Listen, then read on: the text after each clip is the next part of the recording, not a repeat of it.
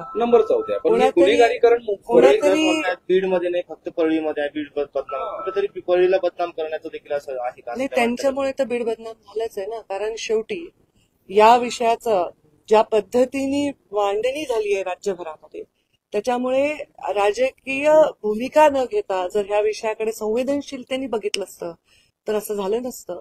आम्ही बीडमध्ये राहतो आणि बीडमध्ये आम्ही रोज राहतो. एक महिला आहे, मी आज बीडमध्ये काम करते, एक महिला राजकारणी आहे. बीड ज्या जिल्ह्याने एका स्त्रीला नेता म्हणून स्वीकारलंय, खासदार राहिलेले आहेत तिथे केशर काकू क्षीरसागर, रजनीताई पाटील, प्रीतम मुंडे, विमलताई मुंदडा पालकमंत्री राहिल्या.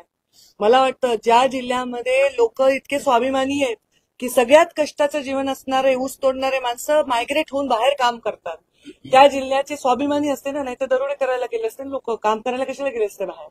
त्या जिल्ह्याच्या विषयी अशा घटनेने तो जिल्हा बदनाम होत असेल तर माझ्याकडे आता म्हणजे आरटीआय मधून प्रत्येक जिल्ह्यातल्या घटनांचा आढावा आहे. मला माहितीये की पुणे जिल्ह्यात किती घटना घडल्यात. अजूनही मुळशी पॅटर्नच्या हत्या चालू आहेत. नागपूरमध्ये परवा मी अधिवेशनात असताना एका महिलेला पेट्रोल भरत असताना तिने एका तरुण लोकांवर थांबवलं म्हणून नाक घासून तिला पायावर चपलेवर तिला माफी मागायला. आणि म्हणून ही घटना निर्घृण आहे, तिचा आम्ही तीव्र निषेध केलेला आहे, वेळोवेळी केलेला आहे. तुम्ही मलाच का सिद्ध करायला लावताय की मी बोलत नाहीये, मी हे करत नाहीये? माझी भूमिका काय आहे? मी पर्यावरण मंत्री आहे.